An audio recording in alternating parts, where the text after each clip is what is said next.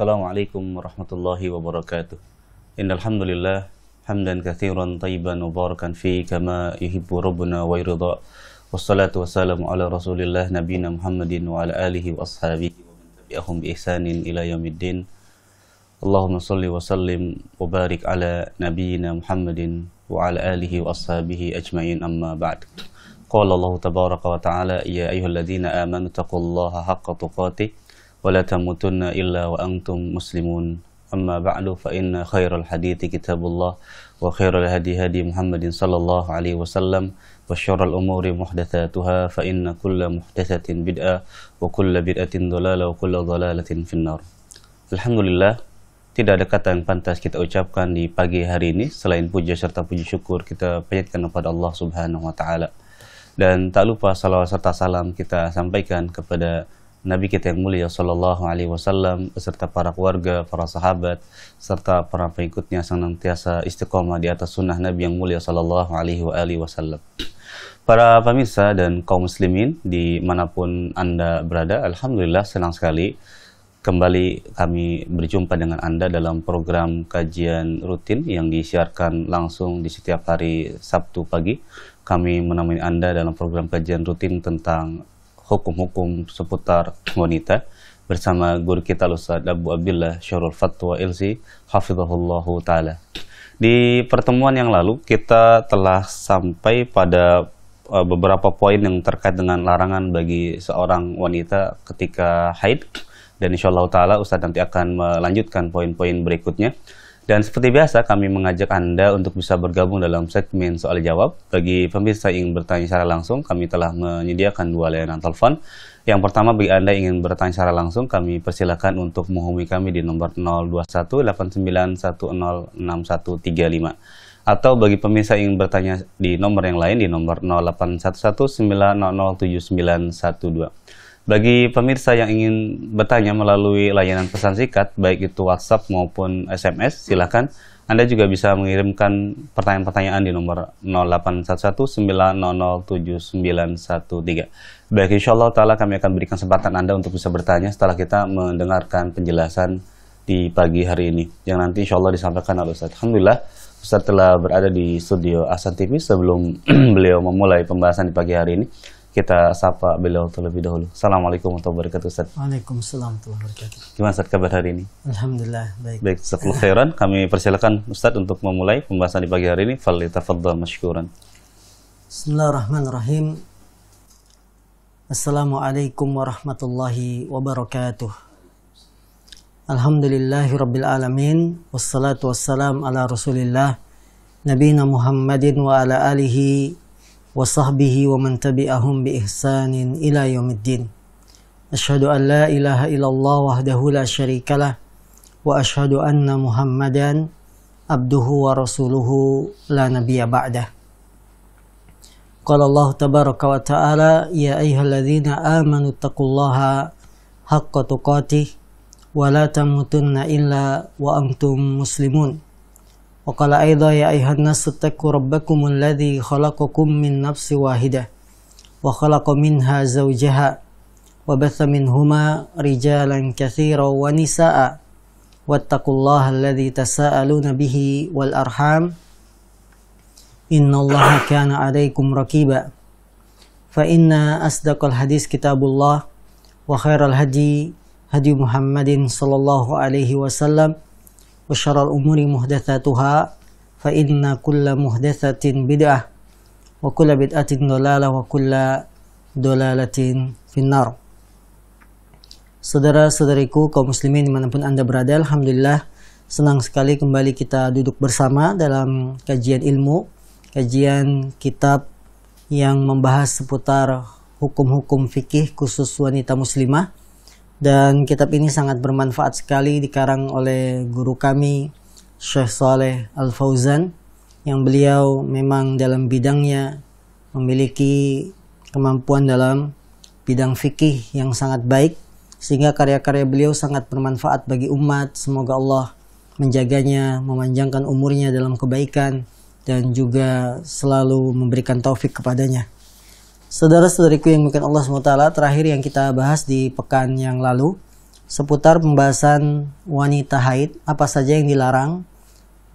Ada kurang lebih 5 perkara yang telah kami sebutkan bahwa wanita haid dilarang ya untuk menyentuh Al-Quran, berdiam diri dalam masjid, kemudian berhubungan suami istri, ya, dan perkara-perkara yang lainnya. Maka dalam kesempatan kali ini, Syekh Shalih Fauzan beliau mengatakan fi hukmi sufrati wal kudrati, hukum seputar cairan kuning dan keruh yang keluar saat haid. Ya, ini banyak dialami wanita muslimah yang terkadang mereka sendiri bingung. Ini saya sudah keluar kayak kuning-kuning. Saya sudah keluar kayak air keruh. Ya keruh gitu, tidak seperti air yang bening, cairan bening, tapi keruh. Apakah ini sudah masuk haid? Ataukah ya ini belum masuk haid? Nah, bagaimana hukum cairan kekuning-kuningan dan yang keruh-keruh seperti ini? Karena banyak wanita akan mengalaminya. Apalagi kalau kondisi wanita itu hamil, dia akan lebih sering mengalami keluar cairan keputihan semacam ini, kekuning-kuningan, keruh-keruh seperti itu. Nah, ketika wanita haid mengalaminya, apakah dia meninggalkan sholat ketika sudah melihat ada cairan kekuning-kuningan, atau bahasa kita sudah mulai ngeflek, ya ngeflek. Kemudian bagaimana kalau sudah suci masih ngeflek lagi, muncul lagi? Ya, tapi sedikit, misalkan hanya setetes, ya, dan itu pun tidak merah pekat, ya, tapi kekuning-kuningan saja. Maka Syekh mengatakan hukum wanita haid yang keluar cairan kekuning-kuningan, beliau mengatakan fa idza kharaja minal mar'ati kadratun aw sufratun fi waqti adatiha fa innaha ta'tabiruhuma haidhan ya'khudhani ahkamahu as-sabiqah. Apabila keluar dari seorang wanita cairan kekuning-kuningan atau yang keruh pada waktu kebiasaan haidnya, maka hendaklah wanita tersebut menjadikan cairan tersebut sebagai haid, mengambil hukum-hukum yang telah disebutkan sebelumnya. Syekh mengatakan wanita jika punya kebiasaan rutin, misalnya awal bulan, tanggal 1 sampai tanggal 7. Kemudian di hari-hari kebiasaan rutin ini awal bulan, tanggal 1 sampai tanggal 7, wanita tersebut melihat ada cairan kekuning-kuningan, kekeruh, ya keruh, tidak langsung merah. Maka kata Syekh, jadikan hal itu sebagai haid. Karena munculnya, keluarnya di waktu apa? Di waktu kebiasaan rutinnya. Ukhti muslimah yang dimuliakan Allah, haid itu ketika keluar, dia tidak langsung deras. Tidak langsung deras, merah pekat, tidak.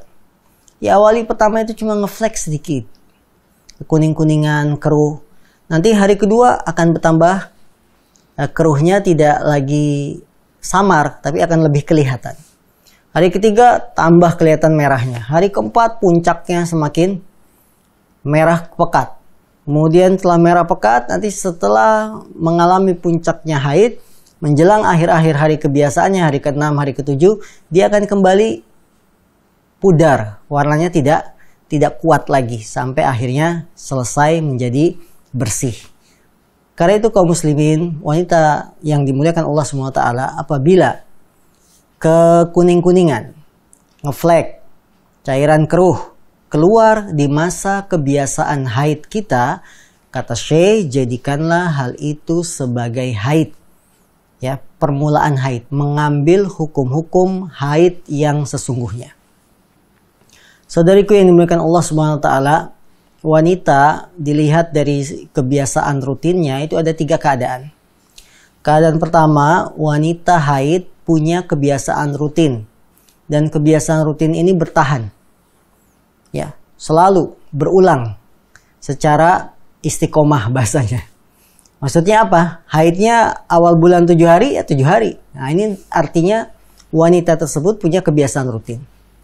Nah, ketika wanita punya kebiasaan rutin, maka peganglah kebiasaan rutin itu. Misalnya kita tanggal 1 sampai tanggal 7. Atau di tengah bulan, tanggal 15 sampai tanggal 21. Pegang kebiasaan rutin itu. Ketika muncul cairan-cairan kekuning-kuningan, ngeflek dan lain-lain, maka jadikanlah itu sebagai haid. Karena kita punya kebiasaan rutin. Keadaan kedua, wanita haid tidak punya kebiasaan rutin. Dia nggak punya kebiasaan rutin awal bulan, tengah bulan, akhir bulan, tidak punya. Kadang datang awal, kadang datang tengah, ya. Kadang pula 7 hari, kadang pula lebih dari 7 hari. Wanita yang tidak punya kebiasaan rutin seperti ini, bagaimana kalau muncul ngeflek? Maka yang menjadi patokannya adalah sifat darah. Sifat darahnya yang dipegang, bukan tanggalnya. Karena Anda nggak punya kebiasaan rutin. Ya, yang dipegang apa? Sifat darah. Kalau wanita punya kebiasaan rutin, yang dipegang kebiasaan rutinnya, waktunya itu dipegang. Nah, ketika tidak punya kebiasaan rutin, maka peganglah sifat darahnya. Yang jadi patokan apa? Sifat darah. Kita bingung nih, bulan ini mau keluar haid tanggal berapa? Kemudian di akhir bulan muncullah cairan keruh kekuning-kuningan, ngeflek. Karena kita tidak punya kebiasaan rutin, lihat sifat cairan itu. Walaupun awalnya muncul tidak jelas merah gitu ya, cium. Oh, bau. Kalau bau berarti dia haid. Karena sifat darah haid bau. Kemudian lihat pekat atau tidak merahnya. Walaupun baru 1 tetes, tapi pekat, itu sudah dikatakan haid. Jadi wanita yang tidak punya kebiasaan rutin, yang jadi patokan apa? Dia melihat sifat darah. Kapanpun muncul cairan, ya, darahkah atau cairan-cairan keruh-keruh kekuningan begitu, lihatlah sifat darahnya. Ketika sifat darahnya mencocoki sifat darah haid, maka dihukumi haid. Ketika tidak mencocoki sifat darah haid, maka tidak dikatakan haid. Karena problem wanita sekarang itu, kenapa mereka tidak punya kebiasaan rutin dalam haid? Faktornya banyak. Bisa faktor obat. Wanita yang banyak mengkonsumsi obat, ini bisa membuat siklus haidnya tidak rutin. Faktor yang lain banyak. Ya, sekarang ini kan pandemi, faktor pikiran, ya, tekanan, sehingga membuat cairan-cairan wanita itu banyak keluar. Kemudian faktor makanan, ini juga bisa mempengaruhi hormonnya, sehingga siklus haidnya tidak rutin. Ya, sekali lagi, keadaan kedua, wanita bila tidak memiliki kebiasaan rutin, dia berpatokan dengan apa? Sifat darah. Keadaan ketiga, wanita yang mengalami haid, dia tidak punya kebiasaan rutin, dan tidak bisa membedakan darah. Ini yang bingung. Saya nggak punya kebiasaan rutin. Ngelihat, menilai ini darah haid atau bukan, atau ini ingus, pusing. Nggak bisa juga. Nah, ketika wanita, dia tidak punya kebiasaan rutin, disuruh, diperintahkan melihat sifat darah, nggak bisa juga. Saya pokoknya nggak bisa. Nyium juga tidak tahu ini bau amis atau enggak, ini bau atau tidak. Maka wanita yang ketiga ini, yang tidak punya kebiasaan rutin, tidak bisa menilai sifat darah, dia hendaklah berpatokan dengan kebiasaan wanita yang ada di keluarganya. Berpatokannya apa yang ketiga? Melihat kebiasaan wanita yang ada di keluarganya. Siapa? Ibunya, kakak kandung perempuannya, adik kandung perempuannya, ya. Jadi satu keluarga itu biasanya kalau dari sisi nasab, dia punya hubungan siklus haidnya itu hampir sama. Ya, bibinya. Maka lihat, oh ternyata ibu saya biasa 5 hari tengah bulan. Kok adik saya juga hampir-hampir mirip. Walaupun tidak persis 15, tapi dia datang haidnya 13, 14, 15, 16. Oh, berarti saya berpatokan dengan kebiasaan wanita yang ada di keluarga saya. Inilah 3 keadaan wanita yang sedang haid. Mereka punya kebiasaan rutin, jadikanlah kebiasaan rutin itu sebagai patokan. Apapun yang keluar di saat waktu siklus rutinnya ini, siklus keluarnya haid itu rutin, peganglah waktunya. Yang keluar berupa flek, jadikan itu sebagai haid. Keadaan kedua, wanita yang tidak punya kebiasaan rutin, maka patokannya adalah sifat darah. Anda lihat darahnya. Kapanpun darah keluar, cairan keruh, kekuning-kuningan keluar, dan sifatnya mencocoki sifat darah haid, maka dia haid. Keadaan ketiga, wanita yang tidak punya kebiasaan rutin dan tidak bisa membedakan sifat darah. Dia tidak bisa membedakan sifat darah, apakah ini darah haid, apakah darah mimisan, nggak bisa. Maka orang wanita yang mengalami ini tidak punya kebiasaan rutin, kemudian tidak bisa membedakan mana darah haid dan bukan, maka yang dia harus lakukan melihat keadaan wanita di keluarganya. Apakah ibunya, adik perempuannya, kakak perempuan, atau bibinya. Sehingga jadikanlah kebiasaan keluarga wanita di keluarganya ini sebagai patokannya. Baik, kemudian Syekh Shalih Fauzan mengatakan, wa in kharaja minal mar'ati fi ghairi waqtil adah fa innaha la ta'tabiruha syai'an wa ta'tabiru nafsuha tahiran. Apabila kedua cairan ini, yang kekuning-kuningan dan keruh, keluar dari seorang wanita bukan pada waktu kebiasaannya. Lihat, bukan pada waktu kebiasaannya. Maka janganlah dia menganggap hal itu sebagai sesuatu apapun.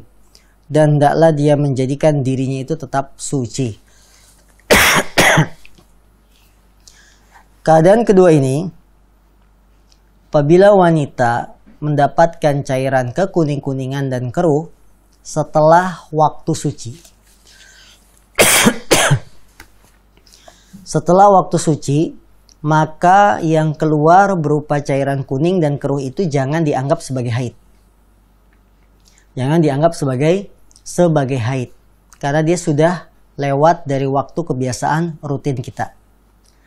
Dengan demikian, wanita muslimah dimanapun Anda berada, ngeflek, kekuning-kuningan, kekeruh-keruhan, kalau keluar saat masa haid, dia dianggap haid. Tapi ketika munculnya setelah kita suci, maka jangan dianggap sebagai haid. Contoh wanita haid, normal ya, haid. Kemudian melihat tanda suci. Tanda suci itu kan ada dua. Satu, bersih, tidak didapati suatu apapun di kemaluannya. Kedua, dia melihat lendir seperti gel putih yang disebut dengan qasah bayda. Kalau melihat salah satu dari dua tanda ini, berarti wanita haid sudah suci. Nah, suci, kemudian wanita haid mandi, sholat. 2 hari muncul kekuning-kuningan. Ini jangan dianggap sebagai haid. Tapi anggaplah sebagai darah kotor saja. Yang kita hukumi diri kita sudah suci. Ya, sekali lagi, ngeflek cairan kekuning-kuningan bila munculnya di masa haid dianggap haid. Akan tetapi bila munculnya setelah masa suci, sudah selesai haidnya, maka jangan dianggap sebagai haid. Apa dasarnya? Liqauli ummi Atiyata radhiyallahu anha, kunna la na'uddul kudrata was sufrata ba'da tuhri syai'a. Berdasarkan hadis Ummu Atiyah, semoga Allah meridhoinya, dia berkata, kami tidak menganggap cairan keruh dan cairan kekuning-kuningan setelah masa suci syai'an sebagai suatu haid. Kami tidak menganggap cairan yang muncul keluar ya berupa kekuning-kuningan atau kekeruh-keruhan setelah masa suci, kami tidak anggap sebagai suatu hal yang haid. Dan diriwayatkan oleh Imam Bukhari tanpa lafadz ba'da tuhri. Jadi hadis ini dikeluarkan oleh Imam Abu Daud dan juga riwayat dari Imam Bukhari, tapi tidak ada kalimat setelah suci. Wa hadza lahu hukmu raf'i inda ahli hadis li'annahu yu'tabaru taqriran minan Nabi SAW. Dan hadis Ummu Atiyah ini memiliki hukum rafa sampai pada Nabi SAW menurut para ahli hadis. Karena hal itu dianggap sebagai persetujuan dari Nabi Sallallahu Alaihi Wasallam. Wa mafhumuhu annal qudrata was sufrata qabla tuhri haidun ta'khudhani ahkamahu. Pemahamannya bahwa cairan yang keruh dan kekuning-kuningan sebelum masa suci, dia adalah haid yang mengambil hukum-hukum haid tersebut. Sehingga wanita muslimah yang dimuliakan Allah SWT, apabila kita masih masa haid, ya, kemudian keluar kuning, keruh, ini sabar, jangan buru-buru mandi, karena kita masih masa haid. Kadang wanita itu tergesa-gesa. Ketika masih masa haid, sudah ngelihat cairan kuning, oh saya sudah bersih, akhirnya mandi, sholat dan sebagainya. Akan tetapi dia tidak menganggap, dia tidak menilai bahwa saya itu masih masa suci. Kalau masih masa suci, keluar cairan-cairan, tidak merah, ya cuma keruh-keruh saja, ini masih haid karena masih masa suci. Sebagaimana hadis Aisyah, ada wanita yang datang menemui Aisyah sambil membawa kain. Kain ini ada cairan keruhnya. Dia nanya kepada Aisyah, wahai Aisyah, apakah ini haid? Lihat wanita muslimah, bagaimana ketika seorang ingin mencari ilmu, dia datang sambil membawa sampel. Tidak malu. Ya. Tidak malu bawa-bawa kain ada apanya? Darahnya. Aisyah pun tidak jijik. Kamu ngapain sih nanya sambil nunjukin? Enggak. Tapi Aisyah menerima. Kemudian kata Aisyah apa? La tasta'jili hatta tarainal qassah al-bayda. Jangan kamu tergesa-gesa, kata Aisyah. Ya, di masa haid, ngelihat cairan keruh kuning-kuningan, la tasta'jili, kata Aisyah. Jangan kamu tergesa-gesa hatta tarainal qassah al-bayda, sampai kalian melihat qassah al-bayda, lendir putih, tanda dari suci haid. Ya. Hadis ini kata para ulama, hadis Aisyah dibawa, ya, kata Aisyah jangan tergesa-gesa untuk mandi sampai kalian melihat qassah bayda. Ini menunjukkan cairan-cairan keruh kalau pada masa haid itu masih dianggap haid. Walaupun dia sudah mulai kuning, tidak merah lagi. Masih dianggap haid. Kemudian hadis Ummu Atiyah, munculnya cairan kuning kami tidak menganggap haid, ini dibawa kalau munculnya ketika setelah masa suci.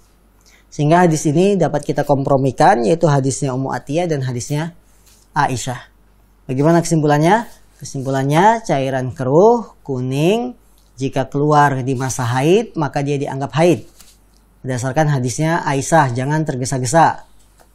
Kemudian yang kedua, kesimpulannya, jika cairan tersebut keluar, cairan kuning dan keruh keluar ya setelah masa suci, maka jangan dianggap haid berdasarkan hadis Ummu Atiyah. Karena kita sudah suci, kok masih melihat ngeflek, jangan dianggap. Karena Ummu Atiyah mengatakan, kami tidak menganggap cairan keruh dan kuning setelah masa suci sebagai suatu yang haid. Kemudian Syekh melanjutkan pembahasannya, yaitu tentang tanda-tanda alamat suci dari haid. Malladzi ta'rifu bihil mar'atu nihayata haidiha. Apa yang bisa diketahui oleh wanita tentang berakhirnya masa haidnya. Ta'rifu dzalik bin qita'id dam wa dzalika bi ahadi alamatain. Wanita dapat mengetahui masa bersihnya, masa sucinya dengan terputusnya darah itu dengan dua tanda. Jadi wanita ketika ingin mengetahui kapan masa suci saya sudah bersih, itu dengan dua tanda. Al-alamatul ula, tanda yang pertama, nuzulul qassah al-bayda wa hiya bi fathil qaf. Ma'un abyadu yattabi'ul haidha yushbihu ma'al haid. Yushbihu ma'a al-jassi. Faqad takunu bi ghairi launil bayad faqad yakhtalifu launuha bi ikhtilafi ahwalin nisa. Tanda yang pertama, tanda bersih dan sucinya wanita dari haid, yaitu keluarnya qassah bayda. Apa itu qassah bayda? Ma'un abyad, cairan putih yang mengikuti haid. Yushbih ma'al jas, dia mirip seperti gel, lengket gitu. Dan kadang-kadang bigoiri launil bayad, kadang-kadang warnanya pun tidak putih. Dan hal ini yakhtalifu launuha biikhtilafi ahwalin nisa. Warnanya akan berbeda sesuai dengan kondisi keadaan wanita. Sehingga wanita muslimah, Anda bisa dikatakan suci, bersih dari haid dengan tanda pertama, apa itu? Keluarnya qassah bayda, cairan putih yang mengikuti haid sebagai tanda sudah selesai dari haid. Ya, lengket dia. Mirip gel memang, ya, mirip gel. Al-alamatu tsaniyah, tanda kedua, al-jufufu wa huwa an tudkhila khirqatan aw qutnatan fi farjiha thumma tukhrijuha jafatan laisa 'alaiha syai'un la minad dam wala minal qudrati aw sufrati. Tanda kedua al-jufuf, kering. Maksudnya kering apa? Yaitu hendaklah dia memasukkan selembar kain atau kapas yang putih, tisu putih di kemaluannya. Kemudian dia mengeluarkannya dalam keadaan kering tisu itu. Nggak ada cairan apapun, nggak ada kuning-kuning, nggak ada darah merah-merah, nggak ada. Laisa 'alaiha syai'un, tidak ada satu apapun. La minad dam, tidak dari darah, nggak ditemukan. Wala minal kudrah, tidak pula yang keruh-keruh. Au sufrah, tidak pula kekuning-kuningan. Jadi betul-betul kemaluan wanita ketika diusapkan, dioleskan dengan kain tisu putih ini bersih, kering. Ya, tidak ada basah-basah sedikit pun. Ini menunjukkan Anda sudah selesai dari haid. Ya, jadi kami ulangi, tanda haid, tanda suci dari haid ada dua. Yang pertama, melihat qasah baydha, cairan putih yang lengket sebagai tanda suci. Tanda kedua, kita sudah selesai dari masa haid, sudah suci, yaitu keringnya kemaluan. Bila diusapkan dengan kain putih atau dengan kapas atau dengan tisu yang putih pada kemaluan wanita, dia tidak mendapati apapun. Tidak ada darah, tidak ada yang kuning-kuning, yang keruh-keruh, itu tidak ada. Ini berarti dia sudah selesai dari haidnya. Selanjutnya, ma yalzamul haidu inda nihayati haidiha. Apa yang harus dilakukan oleh wanita haid ketika sudah selesai dari haidnya? Yalzamul haidu inda nihayati haidiha an taktasila wa dzalika bi an tasta'milal ma'a bi niyyati taharati fi jami'i badaniha. Wajib bagi wanita haid ketika telah selesai dari haidnya untuk mandi, yaitu dia menggunakan air, mandi dengan air dengan niat bersuci, meratakan ke seluruh badannya. Liqaulihi sallallahu alaihi wasallam, fa idza aqbalat haidatuki fada'is salata wa idza adbarat faktasili wa shalli, rawahul Bukhari. Berdasarkan sabda Nabi SAW, apabila telah datang haidmu, fada'is salat, maka tinggalkanlah salat. Wa idza adbarat, apabila haid itu sudah pergi, sudah selesai, faktasili wa shalli, maka mandilah kemudian salatlah. Wa sifatuhu antanwiya raf al-hadasi awit taharata lis-salati wa nahwiha thumma taqul bismillah thumma tufidul ma'a ala jami'i jismiha wa turwi usula sya'ri ra'siha wa la yalzamuha naqdaha in kana madfuran wa innama turwihi bil ma'. Sifat mandi dari haid, ketika kita sudah suci, hendaklah dia meniatkan mandinya itu mengangkat hadas besar, ya, bersuci untuk sholat, kemudian membaca bismillah, meratakan air ke seluruh badannya dan menyiramkan air ke pangkal-pangkal rambut, dan tidak harus melepas gulungan rambutnya kalau memang dia sedang dikuncir, digulung, tapi hendaklah dia meratakan airnya. Wa in ista'mala sidra awil mawad al-munadzifah, ya, munadzifata ma'al ma'i fahasan. Apabila di saat mandinya dia menggunakan daun bidara atau zat-zat lain yang bisa membersihkan, membuat wangi, ya, dicampur dengan air, maka hal itu sangat baik. Wa yustahabbu ahlu qutnatin fiha miskun aw ghairuhu minat tib taj'aluha fi farjiha ba'da al-iktisal li amrihi asma bidzalika, rawahu Muslim. Li amrihi asma'a bidzalik. Dan dianjurkan hendaklah wanita mengambil satu helai kapas yang diberikan minyak wangi atau diberikan wangian yang lain yang dia jadikan untuk membersihkan kemaluannya setelah mandi, maka itu perkara yang baik berdasarkan perintah Nabi kepada Asma. Wallahu ta'ala a'lam. Inilah wanita muslimah yang dimuliakan Allah SWT, bagaimana hukum cairan kekuning-kuningan dan keruh. Kemudian tanda suci dari haid ada dua, dan yang ketiga yang dibahas oleh Syekh, apa yang wajib dilakukan ketika haid sudah selesai, yaitu mandi, ya. Kemudian setelah itu melakukan salat, dan cara mandinya meratakan air ke seluruh badan, dicampur daun bidara, tidak ada masalah, atau yang lain. Dan terakhir, ambil secarik kapas atau tisu yang sudah dibubuhi itu apa, dikasih minyak wangi, kemudian bersihkan kemaluannya supaya tidak bau. Karena ini haid itu darahnya bau, sehingga ketika dibersihkan dengan minyak wangi yang aman, karena kemaluan itu kan bagian sensitif yang aman, maka hal itu akan membuat wangi dan bisa membuat hubungan suami istri semakin baik. Dan sekarang itu sudah banyak cairan-cairan untuk membersihkan kemaluan ketika suci dari haid yang biasa disebut dengan misek toharoh, ya, misek toharoh yang banyak dijual di pasaran. Wallahu ta'ala alam. Nah, Ustaz, barakallahu fiikum, jazakumullahu khairan atas poin-poin penting dan faedah-faedah yang disampaikan kesempatan pagi hari ini. Dan tadi sudah disampaikan oleh Ustaz, ada 3 pelajaran penting yang bisa kita ambil di kesempatan pagi hari ini, yakni seputar tentang hukum cairan yang bersifat kekuning-kuningan. Kemudian juga tadi Ustaz sudah menyampaikan tentang tanda-tanda suci dari haid. Yang terakhir adalah apa yang harus dilakukan seorang wanita ketika sudah selesai dari haid. Semoga kita bisa mengambil manfaat dari apa yang tadi telah disampaikan oleh Ustaz. Baik, para pemirsa dan kaum muslimin dimanapun Anda berada, tibalah saatnya kami memberikan kesempatan bagi Anda untuk bisa bergabung dalam segmen soal jawab. Kami persilahkan bagi pemirsa dan kaum muslimah yang ingin bertanya terkait dengan pembahasan kita di kesempatan pagi hari ini, yakni seputar tentang hukum haid. Kami persilahkan nanti untuk bisa menghubungi layanan telepon di nomor di bawah ini. Begitu juga bagi yang ingin bertanya melalui layanan pesan singkat, kami persilahkan juga mengirimkan pertanyaan di nomor di bawah ini. Insya Allah Ta'ala kami akan berikan kesempatan bagi Anda untuk bisa bergabung dalam segmen soal jawab setelah kita jeda berikut ini.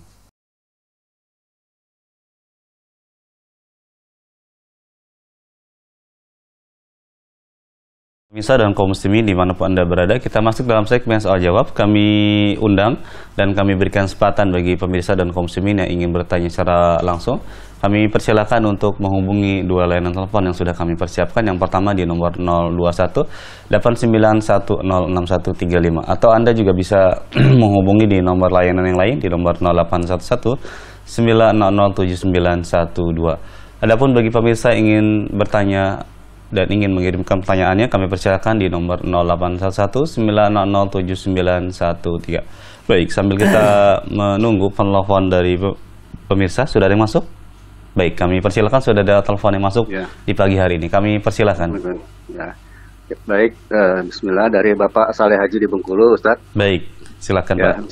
Ya, bismillah. Assalamualaikum warahmatullahi wabarakatuh, Ustaz. Waalaikumsalam warahmatullahi wabarakatuh. Semoga Ustaz, pengarang kitab, kita semua dan kaum muslimin diampuni segala dosanya, diberikan kebaikan dan keselamatan di dunia dan di akhirat. Amin. Amin. Afwan Ustadz, Ana ingin bertanya di luar tema. Yang pertama, tentang sholat sunnah setelah asar. Ada hadis yang menyatakan bahwa Rasulullah SAW tidak pernah meninggalkan sholat sunnah 2 rakaat setelah asar. Kemudian sementara hadis lain menyatakan tidak ada sholat setelah sholat asar. Nah, jadi bagaimana tentang hal ini, Ustaz? Apakah disyariatkan melaksanakan sholat sunnah 2 rakaat setelah asar? Pertanyaan kedua tentang sholat tasbih, Ustaz. Ada perbedaan di kalangan ulama tentang hadis itu. Ada yang mendoibkan, ada yang mensohekan. Dalam posisi seperti ini, apakah kita bisa mengamalkan sholat tasbih semacam itu? Dan bagaimana caranya? Syukron Ustaz. Jazakumullah khairan barakallahu fikum. Wassalamualaikum warahmatullahi wabarakatuh. Waalaikumsalam warahmatullahi wabarakatuh. Jazakallahu khairan Pak Saleh Haji di Bengkulu. Baik Ustaz, kami persilakan. Yang pertama, pembahasan pertanyaan yang diajukan oleh saudara kita Bapak Saleh Haji tidak berhubungan dengan pembahasan yang kita sedang kaji, dan nanti insya Allah kami jawab pada rubrik tanya jawab yang lebih umum ya, karena sekarang kita persilahkan bagi yang ingin bertanya tentang materi yang baru saja kami sampaikan. Tadi kan pertanyaannya seputar sholat sunnah setelah asar, sholat tasbih ya. Ini insya Allah di pertemuan berikutnya yang memang kita siapkan konsultasi tentang masalah syariat. Nah, Ustaz, jazakallahu khairan. Seperti itu, mohon Pak Saleh Haji nanti insyaallah taala di setiap Ahad ya, di setiap Ahad pekan 1 atau ke-3 ya, pekan ketiga kita ada program namanya namanya ABIS, dan itu nanti bisa dimanfaatkan sebagai konsultasi syariah secara umum, artinya tidak membahas satu rubrik saja, tapi kita membahas secara umum terkait dengan program-program atau problem-problem syariah yang banyak dipertanyakan oleh kaum muslimin. Baik, kita beri kesempatan berikutnya bagi pemirsa yang bertanya secara langsung, kami persilakan. Sambil kita menunggu, kita akan bacakan beberapa pertanyaan yang sudah masuk dari pemirsa. Yang pertama, pertanyaan dari Ibu Vera. Beliau bertanya, Assalamualaikum warahmatullahi wabarakatuh. Ustaz, Waalaikumsalam warahmatullahi wabarakatuh. Apakah darah haid di pembalut itu ada anjuran untuk dibersihkan terlebih dahulu sebelum dibuang? Itu yang pertama pertanyaannya. Kemudian yang kedua, adakah hadis sahih yang menerangkan bahwa rambut yang rontok atau memotong kuku bagi wanita yang sedang haid itu wajib dicuci terlebih dahulu sebelum dibuang? Mohon jawaban dari Ustaz. Jazakumullahu khairan. Baik, pertanyaan pertama, adakah anjuran untuk membersihkan pembalut yang ada darahnya sebelum dibuang? Kalau ditanya adakah anjurannya secara agama, ya, secara dalil ada hadis sahihnya atau tidak, jawabannya tidak ada. Tidak ada hadis sahih yang menerangkan harus pembalut itu dibersihkan darahnya terlebih dahulu. Karena perlu dipahami, ketika di zaman Nabi Muhammad SAW, ketika Nabi Muhammad masih hidup, tidak ada pembalut yang kita kenal di zaman sekarang. Zaman sekarang kan pembalutnya macam-macam, ada yang modelnya sayap, yang bukan sayap. Dulu tidak pakai pembalut seperti yang kita pakai di zaman sekarang. Ya. Nah, lantas bagaimana solusinya ketika tidak ada hadis yang menerangkan secara khusus membersihkan pembalut sebelum dibuang? Solusinya adalah solusi secara fitrah, secara kebersihan. Artinya ketika kita sebagai wanita yang mengalami haid, kemudian pembalutnya berdarah-darah sebelum dibuang, secara fitrah tentu kita tidak suka ya melihat suatu yang masih berdarah kemudian dibuang di tempat sampah dan lainnya. Maka secara kebersihan ya kita bersihkan saja secara kebersihan. Ya, agar tidak mencemari lingkungan karena dengan darah haid yang najis ini dan sebagainya. Persis sama seperti masalah anak kecil pempes. Ketika buang air besar. Buang air besarnya di pempes, itu ibu-ibu apakah langsung dibuang ke tempat sampah dengan pupnya itu, dengan kotorannya, ataukah dibersihkan dulu kotorannya?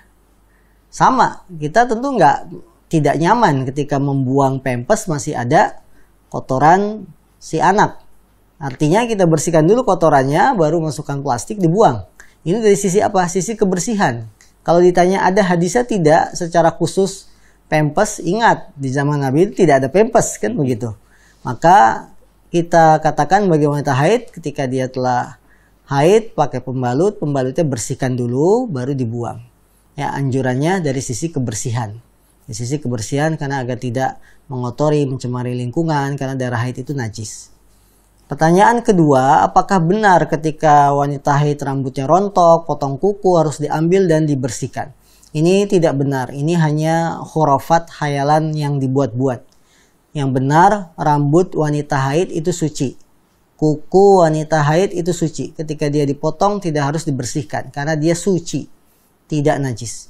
Apa hadisnya? Apa dalilnya bahwa kuku rambut wanita haid itu suci? Yaitu hadis Aisyah. Ketika Aisyah satu saat disuruh Nabi, diperintah oleh Nabi mengambil semacam sajadah kecil di masjid.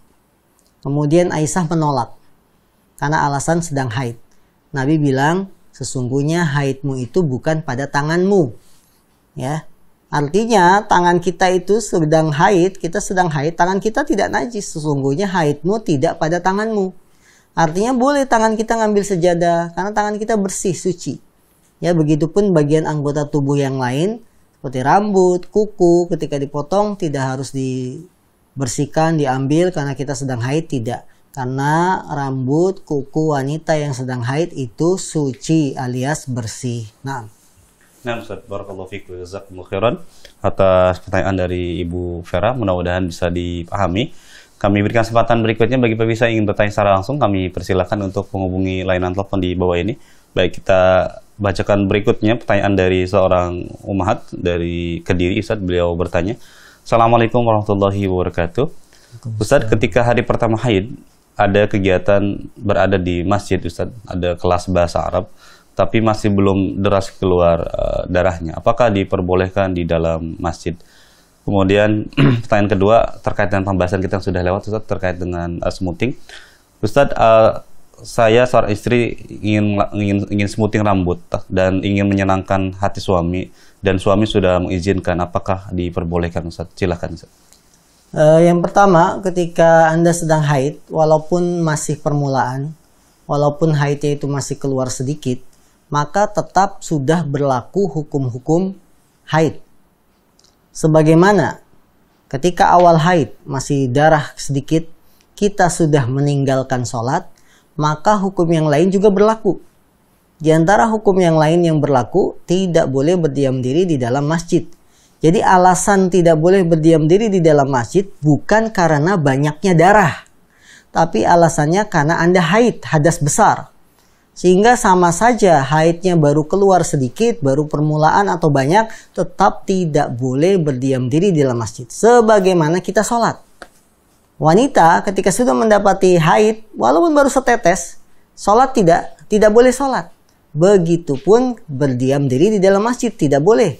Ya. Karena dia sudah dinilai sebagai wanita yang sedang haid.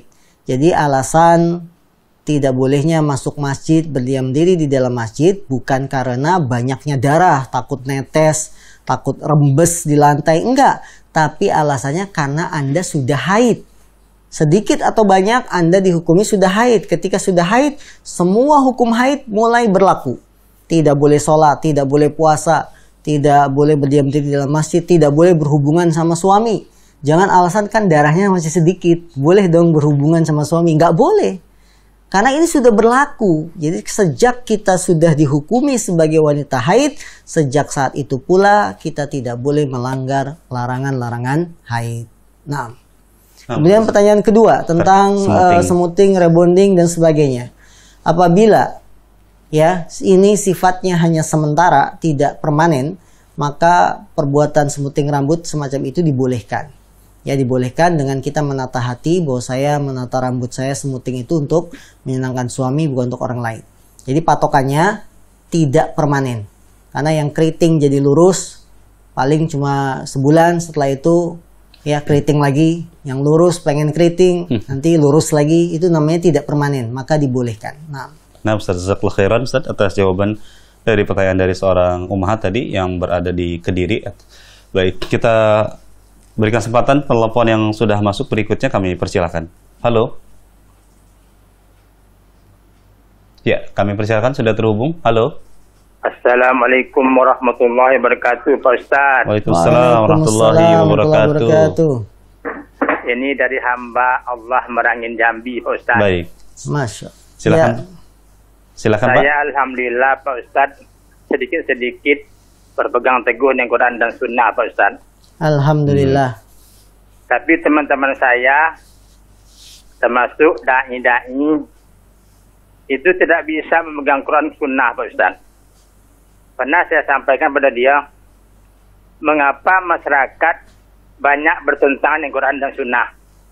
Saya tanya sama dia, jawaban dia, kalau orang dewasa dikasih masukan berpegang teguh dengan Quran dan Sunnah, tidak akan bisa, Pak, kata dia. Tapi kalau mulai dari SD sampai SMA kita ajarkan Quran dan Sunnah, kata dia mungkin insya Allah bisa. Jadi saya agak ketawa mendengar jawaban dia, Pak Ustaz. Baik. Jadi bagaimana saya menghadapi Ustaz yang seperti itu, Pak Ustaz? Baik. Assalamualaikum warahmatullahi wabarakatuh. Waalaikumsalam warahmatullahi wabarakatuh. Baik, tadi sudah disampaikan oleh Ustadz, karena pembahasan kita di kesempatan pagi hari ini adalah khusus terkait dengan hukum-hukum seputar tentang darah haid.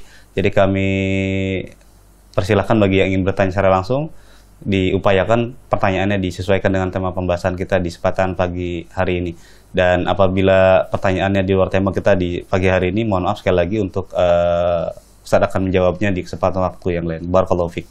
Baik, kita akan berikan kesempatan pertanyaan berikutnya dari seorang ukhti muslimah. Beliau bertanya, Assalamualaikum warahmatullahi wabarakatuh.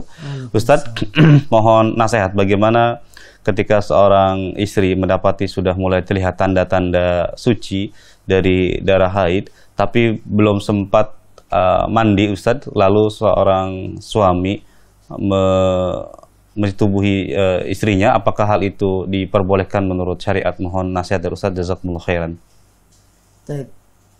Apabila wanita sudah bersih suci dari haid, tapi belum sempat mandi, kemudian dikumpuli oleh suaminya, apakah hal itu dibolehkan? Jawabannya tidak boleh. Jadi wanita, istri kita tidak halal ketika sudah suci dari haid, dia tidak halal kecuali setelah mandi. Karena Allah berfirman, fajtanibu, ya, karena Allah SWT berfirman, jauhilah wanita-wanita ketika haid. Yas'alunaka anil mahid, qul huwa adzan fajtanibuh. Mereka bertanya tentang haid. Qul huwa adza. Katakanlah haid itu adalah kotoran. Ya, fajtanibuhu, maka jauhilah. Ketika di masa haid kita tidak boleh mengumpuli wanita haid. Kemudian lanjutan ayatnya, fa idza tatahharna fa'tu min haitsu amarakumullah. Apabila mereka tatahharna, sudah mandi, maka datangilah wanita istri kita dari arah yang Allah perintahkan. Ini menunjukkan bahwa wanita haid kalau belum mandi tidak boleh dikumpuli oleh suaminya. Dan suami berhak memaksa istrinya untuk segera mandi. Neng, segera mandi. Ya. Jangan langsung dikumpuli, tapi suruh mandi dulu. Ketika dia sudah mandi baru boleh halal dikumpuli. Jadi mengumpuli istri ketika sudah suci dari haid dan sebelum mandi tidak boleh. Walaupun dia sudah suci, kemudian belum mandi, ini tidak boleh. Sampai dia mandi terlebih dahulu. Kata Allah, فَإِذَا تَطَهَّرْنَا. Lihat fiilnya. Tatoharna itu untuk mandi. Apabila dia sudah mandi, maka fa'tu, datangilah min haitsu amarakumullah, dari arah yang Allah perintahkan. Nah, jazakallahu khairan atas jawabannya. Kita bacakan pertanyaan terakhir di kesempatan pagi hari ini, masih dari seorang muslimah. Beliau bertanya, Ustaz, adakah batasan waktu tertentu untuk wanita bisa suci haid? Misalkan kebiasaannya adalah sekitar 8 hari. Ternyata suatu ketika di bulan berikutnya waktunya lebih dari 8 hari tapi masih belum juga suci dari haid. Apakah masih dianggap darah haid, Ustaz? Mohon nasihat dari Ustaz, jazakumullah khairan. Baik, saudariku ikhti muslimah yang dimuliakan Allah SWT, masa haid itu dia bisa berkurang, bisa lebih. Kita punya kebiasaan 7 hari, mungkin kurang. Di 1 bulan berikutnya cuma 5 hari, cuma 6 hari. Bisa. Dan bisa juga bertambah. Biasanya 7 hari bisa bertambah jadi 8 atau bahkan 9. Jadi Anda jangan tergesa-gesa ketika sudah punya kebiasaan rutin. Pegang kebiasaan rutin itu, kemudian lihatlah tanda suci. Tanda sucinya itu ada 2. Dengan melihat qasah bayda dan keringnya kemaluan dari darah dan cairan apapun. Ini 2 tanda yang harus kita pegang. Kita jangan tergesa-gesa untuk menyelesaikan masa haid kita kalau tidak mendapati 2 tanda haid tersebut. Jadi walaupun sudah 8 hari kok nggak bersih-bersih, itu bisa nambah. Ya bisa nambah. Jadi harap bersabar. Nah kemudian 5 hari kok saya sudah suci, biasanya 7, ya sudah. Karena yang jadi patokan adalah tanda sucinya. Nah Ustaz, barakallahu fikum, jazakumullah khairan atas jawabannya. Mudah-mudahan bisa dipahami bagi seluruh yang bertanya. Baik, para pemirsa dan kaum muslimin dimanapun Anda berada, karena waktu yang terbatas, maka pertanyaan tadi adalah sebagai penutup perjumpaan kita di kesempatan pagi hari ini. Maka kami ucapkan jazakumullah khairan pada Ustaz yang telah meluangkan waktu di kesempatan pagi hari ini, lebih kurang selama 60 menit telah menemani kita untuk memberikan ilmu dan faedah-faedah kepada kita semua. Dan tak lupa kami ucapkan juga jazakumullah khairan kepada seluruh kaum muslimin dan pemirsa ASEAN TV yang telah menyimak tayangan kajian di kesempatan pagi hari ini. Maka izinkan kami atas nama kru yang bertugas di kesempatan pagi hari ini, mohon maaf jika ada kekurangan. Kita tutup dengan doa kafaratul majlis. Subhanakallahumma wa bihamdika asyhadu an la ilaha illa anta astaghfiruka wa atubu ilaik. Assalamualaikum warahmatullahi wabarakatuh.